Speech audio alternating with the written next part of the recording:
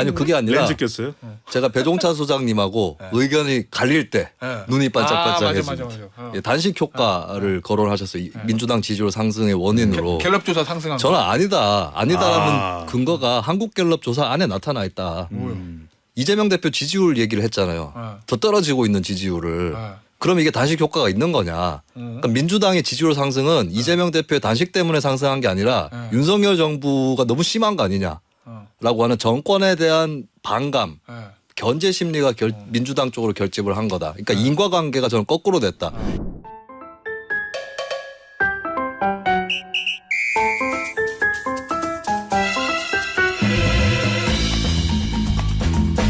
여론조사로 만나보는 민심의 선택 배수진 시간입니다. 안녕하십니까. 자고 우면하지 않는 배추도사 배종찬입니다. 배앤수. 좌충우돌 시사평론가 수민 킴입니다. 자, 오늘은 항상 우리가 현재 권력의 지지도부터 시작했는데 미래의 권력 얘기를 해보겠습니다. 이 지지도 할 때 미래의 권력을 첫 꼭지로 저희가 한 게 오늘이 처음인 것 같아요. 그러니까요. 이게 필요하죠. 네. 제가 마침 또 오늘 오후에 아마 출고가 될 것 같은데 이 관련해서 칼럼을 썼어요. 아, 미래 권력 안에서요? 예. 네, 알겠습니다. 그 내용 미리 좀 얘기해 주세요. 네. 아, 그리고 우리 미래 권력 보기 전에 제일 중요한 거 현재 청취자가 더 중요합니다. 그럼요. 우리에게는 현재 청취자가 중요한 거지 뭐 미래 권력이 현재 권력보다 청취자가 중요하다. 저희에게는.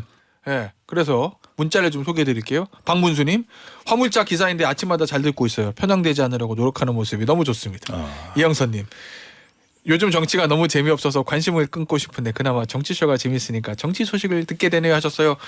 이 두 분 포함해서 10분께 오늘 10분 커피 쿠폰 보내드리고, 그리고 유튜브로 들어오시는 분들의 당첨자분들은 댓글 상단에 저희가 고정해 둘 테니까 확인하시고 저희 이메일로 연락처 주셔야 커피 쿠폰을 드립니다. 유튜브로는 커피 쿠폰 자체가 안 나가기 때문에. 자, 미래 권력 얘기해 보겠습니다. 예. 이 보니까 이건 뭐 항상 이랬잖아요. 최근에 이재명 대표 1위, 한동훈 장관 2위. 이 순위는 최근에 계속 얼마 전부터 고정돼 있던 순위 아니에요? 그렇죠. 뭐 이제 큰 변화는 없습니다. 근데 이제 어느 정도의 비율의 변화가 있느냐, 비율의 수치의 변화가 있느냐, 이게 상당히 또 중요한데 한국갤럽이 자체 조사로 지난 5일부터 7일까지 실시한 조사이고요. 오늘 소개해드리는 모든 조사는 중앙선거론조사 심의위원회 홈페이지에서 확인 가능합니다. 자, 우리나라 이 앞으로 차기 지도자로 누구를 선택하는지, 그러니까 뭐 차기 대통령감이죠. 누구를 선택하는지 물어봤습니다. 가장 지지율이 높은 사람은 이재명 더불어민주당 대표가 19%, 그 다음에 한동훈 장관 12%, 그 다음에 이제 차이가 있어요. 홍준표, 이낙연 각각 3%, 네. 오세훈, 원희룡, 김동연, 안철수가 2%입니다. 아, 되게 재밌네 이거. 또 유승민, 이탄희, 이준석 1%로 나타났는데 네. 의견 유보가 일단 48%예요. 의견 유보. 아직까지는 사실 좀 빠르죠. 그렇죠. 차기 대선은 아닌데 네. 여기서 이제 중요한 건 뭐냐면 한동훈 장관과 이재명 대표 사이에 차이가 7%밖에 되지 않는다. 가장 좁혀진 걸 거예요. 아, 그래요? 가장 좁혀졌어요. 근데 이재명 대표가 경고했었는데 이번 조사를 보면 이재명 대표의 차기 대선 후보로서의 경쟁력이 좀 삐그덕되나 이렇게 볼 수 있는 대목이 있는 게 네. 지난해 9월 이후 조사에서는 처음으로 10% 됩니다. 이재명 대표가. 2%대를 이상이었구나. 그렇죠. 네. 2%대를 유지를 했었는데 네. 이번 조사에서 이제 10%대로 물론 이제 지난해 6월 조사는 10% 되긴 했어요. 그때는 지방선거 직후 완패했을 때니까. 근데 이번 조사에서 이제 10% 물론 19%인데 10%대로 내려왔고 한동훈 장관은 작년 6월에 4%로 시작을 했어요. 네. 4%로 시작을 했는데 이번에 딱 3배 12%입니다. 4% 시작해서. 그래서 계속 올라가고 있어요. 한동훈 장관은 4%, 9%, 10% 이번에 12%로 계속 올라가고 있는데 또 하나 주목할 부분은 네. 더불어민주당 지지층에서 이재명 대표가 압도적이었었는데 이것도 좀 흔들려요. 54%로 압도적인 50%가 넘었죠. 근데 이번 조사에서는 더불어민주당 지지층 내에서도 45%의 선택만 받았어요.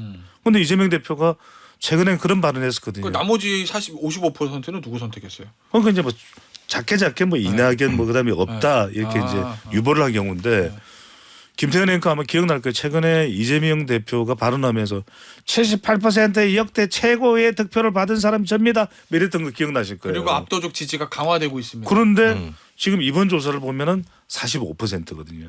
반면에 아직까지 뭐 정치 일선에 진입을 했다고 보기 어려운 뭐 한동훈 장관을 오늘 뭐 칭찬하기 위해서 부각시키기 위해서 이런 말씀 드리는 거 아니면 지표상의 변화가 있다는 겁니다.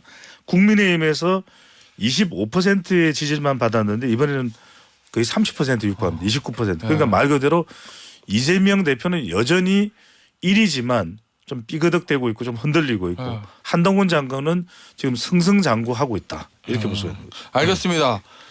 이 여론조사 어떻게 분석합니까? 네. 수민킴은. 이 보면은 의견 유보층이 절반에 가까운 48%거든요. 네. 여기에 대해서 대선이 많이 남았기 때문이라고 설명하는 것에 전혀 동의할 수 없습니다. 이런 조사가 나오지 않습니다. 예전에.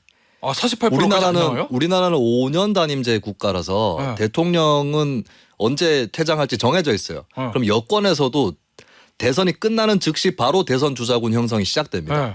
그리고 야당 같은 경우는 여권에 대항하면서 구심점이 생기죠. 근데 보면 그 예전에 이명박 전 대통령이 법정에서 이렇게 법정에 같이 출석한 다른 사람들을 보면서 다 아는 사람들이구만 뭐 이런 얘기를 했다고 하죠. 근데 이 여론조사를 보세요. 여론조사에 나오는 인물들을 보면 다 아는 사람들입니다. 뻔히 다 아는 대선 주자인데도 다 합쳐가지고 50%가 나올까 말까 한다. 이거 혹시 이런 거 아니에요? 사실은 문재인 정부 2년 차 때 네. 윤석열 당시는 검사총장이었던가? 검사장 또는 네. 검찰총장이 대통령이 될 거라 생각하는 사람 아무도 없었을 거 아니에요. 중앙지검장 때. 중앙지검. 네네. 그러니까 그 학습 효과가 있으니까 이번에도 누가 어디서 튀어나올지 모른다 뭐 이런 거 아니 그래서 유보하는 거 아니에요? 그거는 기대감에 가까울 텐데 그게 아니라 네. 그냥 실망감인 거죠. 지금 이렇게 사람들이 많은데도 찍을 사람이 없다라고 하는 게 국민의 절반이 이 응답에서 드러난 것이고 그리고 이재명 대표의 경우는 한국갤럽에서 작년 이맘때에 같은 조사를 실시했거든요. 그때는 27%가 나왔어요. 근데 지금 19%가 나왔습니다. 네. 이재명 대표는 지난 대선에서 50%에 육박하는 득표를 했던 대선 주자인데 네. 유력 대선 주자인데 오히려 1년 사이에 지지율이 8%포인트가 떨어졌다라고 하는 점. 그리고 한동훈 장관의 경우도 윤석열 대통령의 핵심 지지층이 한동훈 장관으로 쏠림 현상이 있는 거거든요. 네. 근데 그런데도 12%밖에 안 나왔다. 그리고 또 보면 두 사람 다 더 나와야 된다는 얘기구나. 그리고 보면 이제 두 사람이 그러면 적게 나오는 이유가 다른 주자들한테 분산돼서 그런 건가라고 가설을 세워볼 수 있겠지만 덧셈을 해보면 민주당 주자군 다 합치면 25%, 네. 국민의힘 주자군 다 합치면 23%예요. 국민의힘 다 합치면 그러니까 저요? 다른 주자가 치고 올라가지고 이재명 한동훈이 묶여 있는 것도 아니라는 겁니다. 이거는 이제 총체적으로 한국 정치가 사람이 많다고 하지만 국민들의 불신은 계속 커지고 있다. 국민들을 외면하고 있다라고 하는 그것이 저는 단적으로 드러났다고 봐요. 알겠습니다. 오늘 칼럼 쓰셨다며요. 그렇죠. 예. 그래도 이제 천기누설 하나만 해주세요. 이거 관련돼서 쓰신 거 아니에요? 천기누설은 아니고 이 중에 한 사람이 자기 대선 후보로 유력 여야에서 유력하다고는 봐야 되겠죠. 그러니까 그거는 너무 쉬운 예측 아닙니까? 아니 윤석열 대통령 같은 사례가 다시 나오기 좀 힘들고. 근데 이제 뭐 여기서 핵심은 케이스는 뭐냐면 아니니까. 두 가지 발견하는데 이재명 대표가 그러면은 거취 표명을 했을 때 대안이 있느냐? 대안이 없어요. 그래서 누군가는 이재명 대표가 물러나면 대안이 있을 것이다 이런 이야기를 합니다만 이번 조사 결과를 보면 더불어민주당 지지층에서 이재명 대표가 45% 내려와서 이전보다는 내려와서 45%인데 이낙연 전 대표는 4%예요. 더불어민주당 지지층에서 4%의 선택을 받고 있습니다.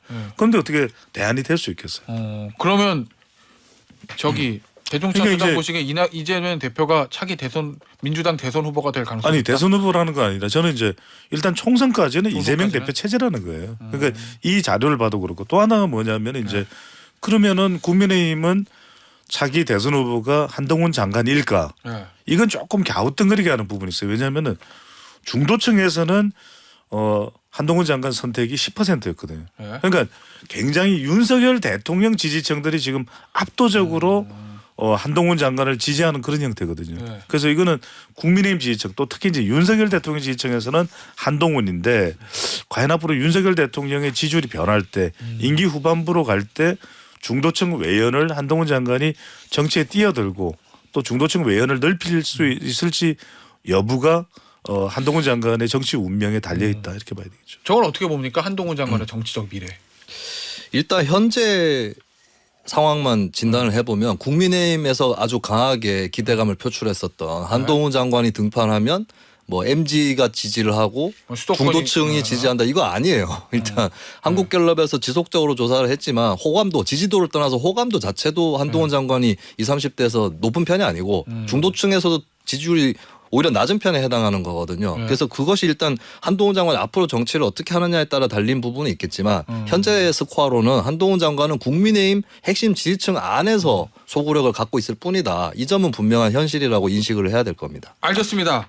자, 정당 얘기 좀 해볼게요. 예. 배 소장. 네. 정당 지지도 야 이거 민주당 지지도가 지난주에 막 갤럽은 굉장히 낮게 네. 그다음에 RN서치는 높게 나왔어요. 그렇죠. 이번에 두 기관 또 발표했죠. 근데 어떻게 됐어요 이번에? 갤럽이 올라갔어요. 갤럽은 RN서치는요. 떨어졌어요. 마치 이제 뭐야?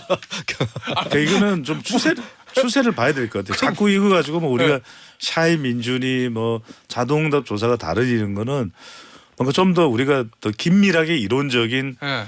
학계에서의 연구가 필요할 것 같고 그거 가지고 우리가 시간 다 보낼 수는 없는데 일단은 먼저 일단 결과부터 보죠. 어떤 이유가 있냐면 갤럽 조사에서는 더불어민주당이 직전 조사에서 이제 27%였던 것이 34%로 국민의힘과 또 더불어민주당이 동률이에요. 예. 나란히 34, 34. 예. 그런데 가장 큰 이유가 뭘까? 이게 호남에서 껑충 뛰었어요. 호남에서 호남에서 직전 조사 대비 무려 18%포인트가 올라갔고 혹시 그건 단식 때문일까요? 단식일 것 같아요. 호남이 민주당의 이게 지지세가 강하니까 좀 힘을 몰아주자 저렇게 그렇- 고생하는데 뭐 그렇죠. 이런 거? 호남이 이제 이게 지지율도 그렇고 보면은 전략적 선택을 하거든요. 그러니까 네. 이재명 대표가 마음에 들지 않더라도 단식은 또 다른 문제입니다. 네. 그러다 보니까 이제 단식 관련해서 결집을 또 하나는 30대가 결집을 해요. 또 인천 경기 우리가 이제 경기도만 따로 분리되지 않고 인천 경기를 포함한 인천 경기는 이재명 대표가 경기지사직을 역임했잖아요. 그러니까 경기도에서도 올라갔어요.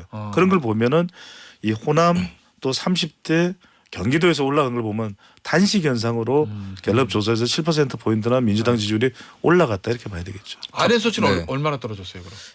RN서치가 50%까지 올라갔다가 네. 한 45% 수준으로 떨어졌나요? 아 그래요? 예. 네네. 이거 자료가 더 필요한가요? 네. 개요가? RN서치가 어디 CBS 있는 거야? 노큰 뉴스 의뢰로 네. 지난 6일부터 8일까지 조사한 내용입니다. 자 그러면 근데 이거 제가 왜 지금 그래요? 눈빛이 반짝반짝하는 것 같지 않습니까? 네 맞아. 왠지 아까보다? 아까보다는? 지난주 내가 얘기한 게 렌즈- 맞았어 뭐 이런 느낌. 아니 그게 아니라 렌즈 꼈어요?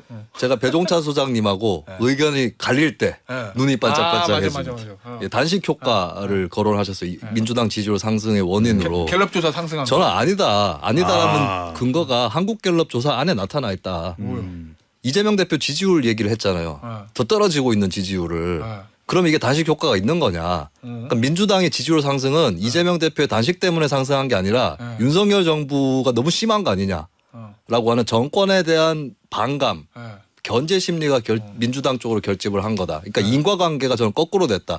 이재명 대표 단식 때문에 윤석열 정부의 문제가 부각된 게 아니라 윤석열 정부의 문제가 부각되는 상황에서 이재명 대표가 단식에 들어간 것이다. 라고 했을 때 저는 이재명 대표 단식은 그 지지율 상승에 끼치는 영향 굉장히 미미했다. 그럼 RN서치 네. 떨어진 거는요? RN서치가 떨어진 거는 사실 그 전주에 너무 올랐던 측면이 분명히 있는 것 같고. 네. 예. 근데 이게 사실 설명이 잘 안 되는 부분이 있죠. ARS하고 전화 면접 간에 수치 간의 격차도 있거냐 추세도 거꾸로 나타나니까. 네. 근데 이럴 수는 있어요. 가설인데 ARS 쪽이 고관여층 참여도가 높다고 한다면 반응이 좀 더 빠를 수는 있습니다. 예, 그게 좀 먼저 나타나서 그럼 민주당도 이제 그 반사 이득으로 올라간 것이 꺼질 수도 있다. 네. 한국갤럽이나 이런 전화 면접 조사에서도 네. 그럴 개연성은 있다고 봐요. 우리 그런 거 하잖아요. 선거할 때 구도가 제일 중요하다. 그렇죠. 구도 네. 인물 이슈 얘기하고 네. 인물이 지역에서 아무리 특히 수도권 같은 경우 열심히 뛰어봐야 구도 전체 판 못 바꾼다 막 이런 얘기도 그럼요. 하고 하는데 수도권은 네. 구도라고 봐야 되죠. 개인 후보자에 대한 경쟁력 판별이 잘 안 되는 상황에서는 수도권은 어떤 구도로 가느냐. 네. 여당 밀어주기냐 네. 야당 밀어주기냐 이게 제일 중요하죠. 그래서 그거 하나 항상 보잖아요. 네. 내년 총선에 제일 중요한 게 뭡니까? 정권심 반론. 그 다음에 또 뭐 있지? 정권이 힘을 실어주는 여당은 힘을 실어줘야지 이거랑 정권을 견제해야지 요거 항상 물어보잖아요. 예, 예. 지금 어때요? 지금도 보면은 이제 그 갤럽 조사에서도 한국 갤럽 조사에서는 현 정부를 지원하기 위해 네. 여당을 지지해야 된다라는 것이 37%, 네. 현 정부를 견제하기 위해 야당 후보가 다수가 당선돼야 된다는 의견이 50%예요. 아, 그럼 근데 지금 구도 자체는 여기서 여당이 안 좋은 거네. 흥미로운 건 뭐냐면 네. 구도상으로는 야당이 유리하죠. 수도권도 더 그렇습니다. 근데 아까 흥미로운 그 대목이 우리 김수민 평론가가 지적을 했던 부분이 그러면 민주당의 경쟁력을 어떻게 봐야 되느냐. 근데 같은 갤럽 조사에서 이 야권 후보가 다수가 당선돼야 된다는 의견이 절반인 50%인데 민주당의 지지율은 34%예요. 그 이야기는 이재명 대표 단식으로 내부 결집은 됐는데 외연 확장이 안 되는 거예요. 그러면 그러니까 적어도 네. 이 정도 수준이고 대통령의 부정평가가 거의 60%에 육박할 정도면 한국 갤럽 조사에서도 더불어민주당 지지율이 적어도 한 45% 이상은 나와야 되거든요. 네. 근데 그렇게 나오지 않는다는 건 무슨 얘기냐. 누구의 리스크일까? 그건 이재명 대표 리스크죠. 하지만 소위 말해서 민주당에서 받아먹지 못하고 있다는 그렇죠. 거구나. 그러니까 이재명 대표에 대해서는 뭐라고 이렇게 긍정적인 평가를 안 하지만 방금 전에 말씀드렸던데 이제 단식은 민주당 전체의 위기가 될 수도 있기 때문에 그래서 이제 지지층들이 호남에서 30대에서 결집을 했다 이렇게 볼 수 있는데 근데 이렇게 우리가 총선 구도를 보면은 그냥 구도의 수치만 놓고 보면은 야권이 분명히 유리합니다. 네. 그런데 그것을 지금 민주당이 받아먹고 있지는 못하는 상황이다. 그렇다면 사실 이 상황에서는 한국 갤럽의 지지율을 보면 34대 34 비슷해요. 네. 지금 현재로는 저는 비슷한 추세일 것이다. 비슷한 경쟁력 대결 구도인데 과연 여기서 중도층을 어느 한쪽이 7%의 전쟁이라고 보는 이유는 뭐냐면 결국 7%가 된다는 것이 40%를 넘어가는 것이에요. 정당 지지율에. 네. 7%의 이 샤이 보수나 샤이 민주, 샤이 국민의힘이나 샤이 민주를 누가 먼저 끌어당기느냐 이게 핵심이라고 봐야 되겠죠. 그 민주당은 지금 지난주 이번 주 연속해서 보지만 조사마다 또는 이렇게 출렁거리는 것들이 좀 있는데 올라가든 떨어지든 네. 국민의힘은 이렇게 출렁거림이 폭이 좀 적은 것 같아요. 네. 그건 왜 그런 거예요? 일단 윤석열 대통령 국정 지지율이 막 30% 미만으로 떨어진다거나 이런 일들을 몇 번 경험을 했었잖아요. 네. 그리고 그 외에도 올라갔다 다시 내려갔다가 다시 올라갔다가 내려갔다가 이거를 반복적으로 경험을 하면서 네. 좀 이게 추가 맞춰진다고 해야 될까요? 그러니까 바늘이 계속 떨리다가 네. 어느 중간선에 이제 맞춰지고 있는. 그러니까 지지층도 이제 크게 흔들리지는 않고. 네. 근데 거꾸로 얘기하면은 더 붙을 사람들은 또 보이지 않는. 이게 좋은 거예요, 나쁜 거예요, 국민의힘에게는? 저는 썩 좋은 건 아니라고 봅니다. 그러니까 오히려 우리 민주당처럼 왔다 갔다 하는 게 낫다는 건가? 그것도 좋은 건 아니에요.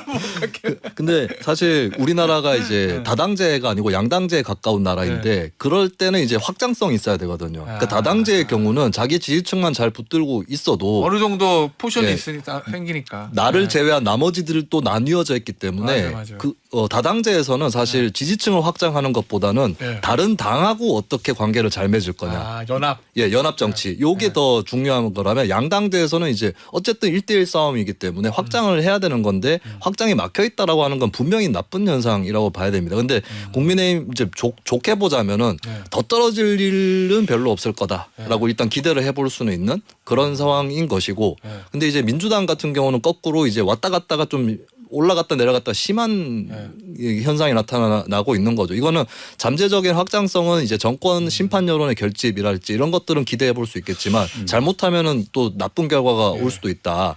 그러니까 민주당 같은 경우는 이거예요.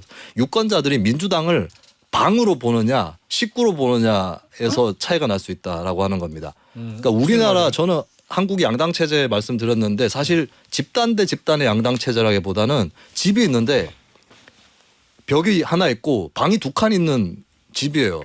그래서 이념적으로 큰 차이가 없다고 보시는 거구나. 아니 그런 것뿐만 아니라 아, 그 얘기 그러니까 왔다 갔다 할 수 있는 스윙 보터들이 많다? 아니 어쨌든 방 한 칸에 들어가 있어야 돼요. 그게 싫으면 아.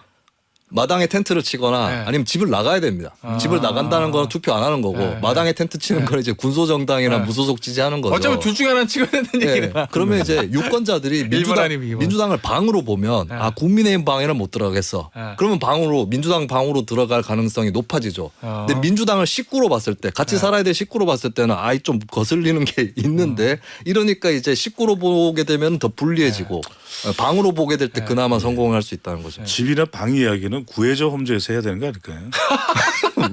네. 타방송 예능 얘기하지 마세요. 그렇죠. 타방송이었어요? 네. 네, 경고. 편집했어요. 이거는 5분간 마이크 소거로는 네. 안 될 것 네네. 같은데요. 안 돼. 근데 5분이면 방송이 끝나. 네. 항저우 아시안 게임은 SBS. 그렇지. 이런 멘트를 우리는 좋아한다. 그렇습니다. 어?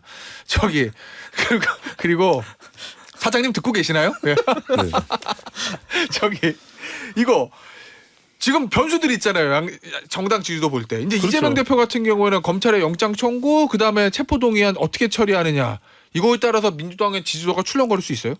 그렇죠. 이제 결집이 되느냐 어느 아니냐인데. 어느 경우가 더 올라갈까? 그러니까 그게 이제 국민 여론상으로 보면은 네. 체포 동의안도 가결돼야 된다. 네. 그다음에 직접 구속영장 실체 심사도 받아야 된다거든요. 네. 저는 이 선택을 이재명 대표가 안 하고는 받아들일 수밖에 없는 상황이라고 봐요.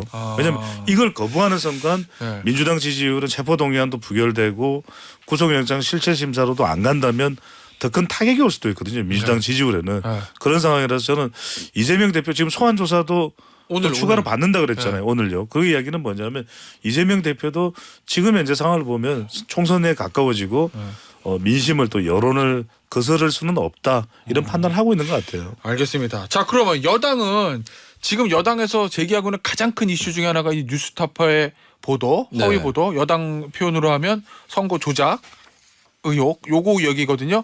이 강하게 이걸 드라이브 거는 게 여당 지지도에는 어떻게 영향을 미칠 거라고 보세요? 아직 나오진 않았지만. 강하게 지지하는 쪽이 네. 더 강하게 지지하는 수준이 아닐까 싶고 지지층 강화? 그러니까 국민의힘에서 지난 대선에 막바지 보도 나와가지고 이재명 대표가 따라붙었다라고 인식을 하는데 사실 그때는 정신이 없어서 유권자들도 이게 잘 뭔지 몰랐습니다. 네. 그렇기 때문에 이 문제에 너무 과몰입하지 않는 게 좋다고 생각합니다. 알겠습니다. 끝났대요. 네. 오늘 배수진 여기서 마무리할게요. 배종찬 소장, 김수민 평론가였습니다. 감사합니다. 고맙습니다. 감사합니다.